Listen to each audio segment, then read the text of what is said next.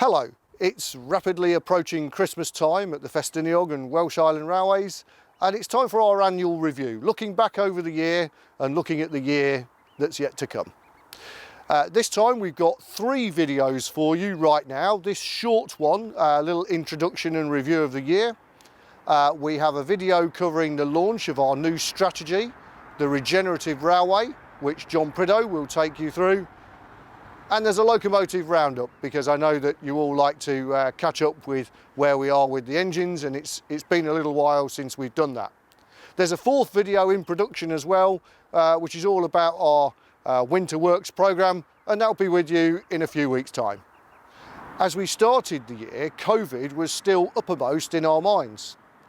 We had quite a slow start to the season, and I remember back in the early summer giving an update which really sounded a note of caution about what was to come in the year. But most importantly, the months of June, July, August and September, when we make much of our money on the railway, were all very good. We had a good number of customers that arrived with us, and we were on budget throughout those 4 months, which has made the world of difference to us. Our retail business has done really well as well, which has helped. But the flip side of the coin, I guess, is our catering business. In common with so many other businesses, we've really struggled this year to do the sort of levels of business that we hope for, to give the levels of service that we would like to give. Money and numbers alone, however, don't tell the story of our railway through the year.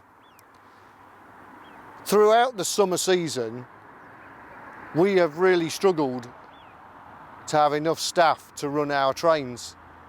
And time again, our loyal staff and volunteers have come forward, filled the gaps in the roster and made sure that the train service happened. In fact, we haven't lost a single train this year through lack of staff, but only because so many people have given such a big effort to make that all possible. So, a conversation that has dominated the scene all year has of course been coal and ovoids, or is it a snowvoid? Well, yes, white coal. Anyway, coal has been something that we've spent an inordinate amount of time on this year. We have been fortunate in securing fairly good supplies of this stuff, Welsh steam coal. It stopped for a little while in the summer, and we did have some coal from Russia, which was delivered, well, it was delivered before the Ukraine crisis. There were still some supplies in the country which we've been using up, but they're now all gone. We've been using various different ovoids, some better than others, as our loco crews will tell you. So what now? Looking forward into 2023, will we have sufficient coal? We think so, is the answer.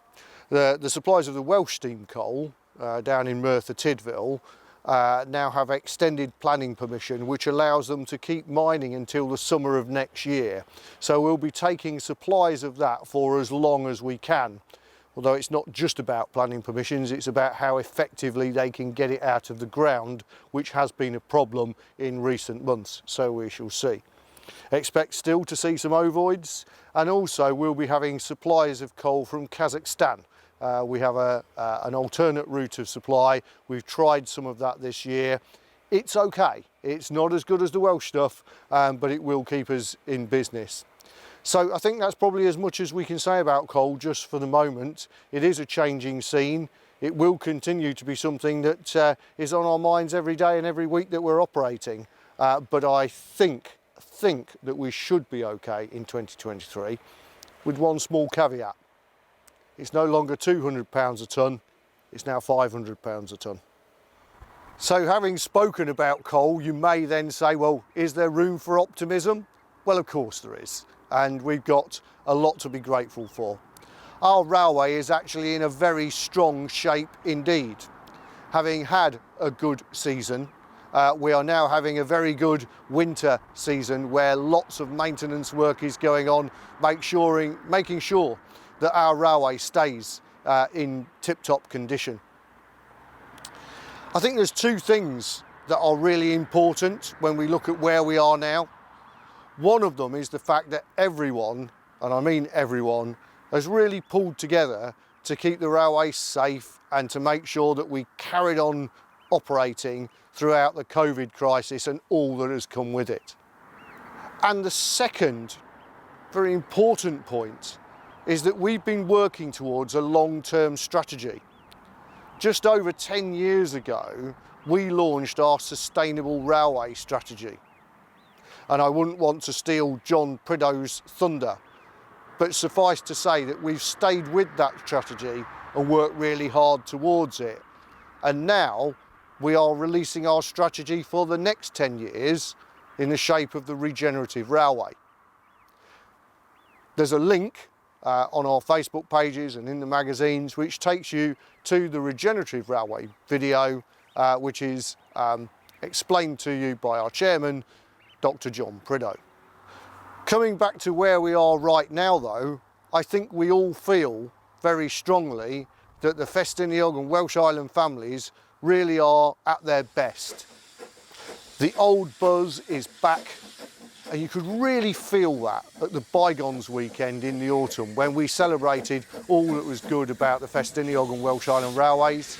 We then went on to have our annual photo charter where we captured some fantastic images of now and of times gone by, and of course celebrating the 100 years of the Welsh Island Railway. Just more recently, in the last few days, the Santa train services have just been fantastic. The feeling around Harbour Station in the weekend just gone by was incredible, with locomotives and young people enjoying themselves everywhere. And over on the Welsh Island, our customers there were treated to the most amazing scenes of Ymunwch in the snow, just how we like to imagine it, blue skies and golden sunshine.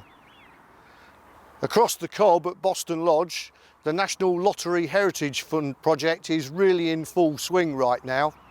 The main contract has been let and there are people literally all over the site working away, and nowhere more so than at the small loco shed where an immense amount of rock has been excavated and the foundations have gone in place, and most impressive it is too. And in the loco roundup there are some photographs showing progress as it was just a week or two ago. In the forthcoming video about work on our winter programme and the activities of the infrastructure team, and boy, those guys deserve some medals I think at the moment, out there at 5 o'clock in the morning in temperatures as low as -5 degrees up at Tanagrisha, where they're replacing the rails in the Stoolan Road crossing. There's also a lot of work going on in Tanagrisha driveway, where the collapsed driveway wall has been attended to, and there's a lot of dry stone walling going on there at this moment so that the station is ready for the 2023 season. But that's just a start. There's so many other things going on. Line side clearance continues apace. The buildings department have got a list of things to do as long as your arm, including some repairs at Blaenau Ffestiniog and also at Bethgelert in the toilet blocks there. And that's just a start. After Christmas, yet more work in Tanagrisha car park, relaying from Tanagrisha up towards Garneth Tunnel, tamping on the Welsh Island Railway.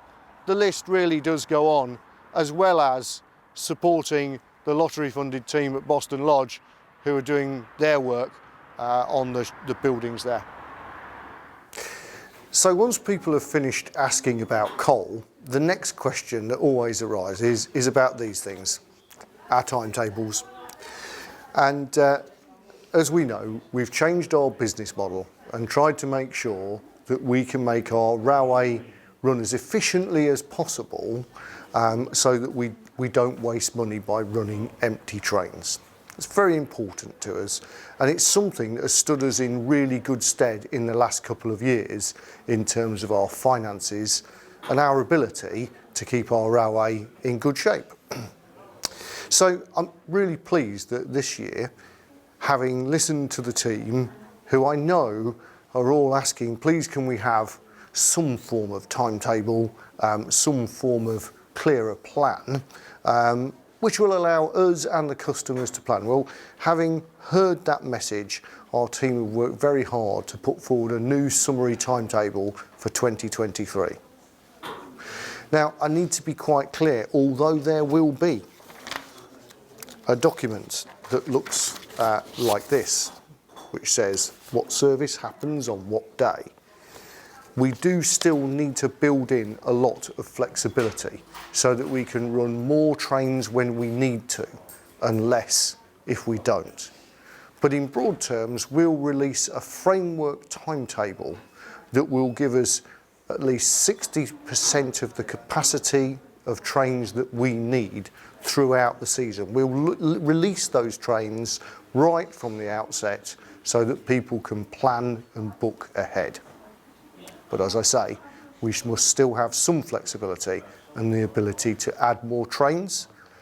And in what is likely to be a fairly uncertain 2023, I must ask you all to bear with us on that, work with us, because it will help keep our railway financially strong.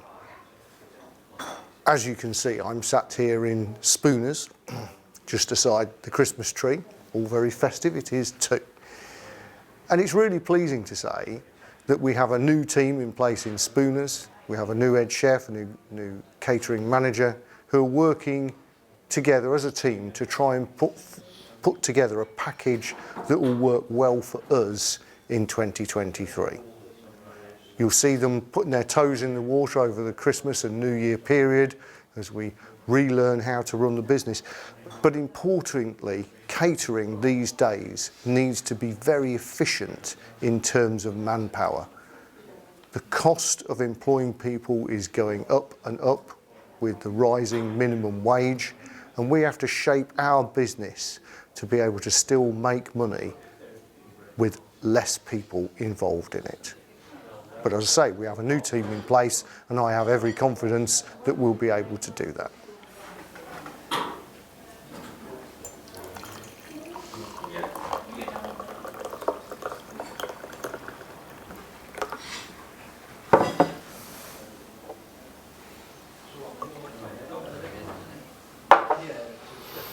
So in closing, I suppose it remains just for me to say thank you all very much for your support in 2022, and I hope we can count on it again in 2023.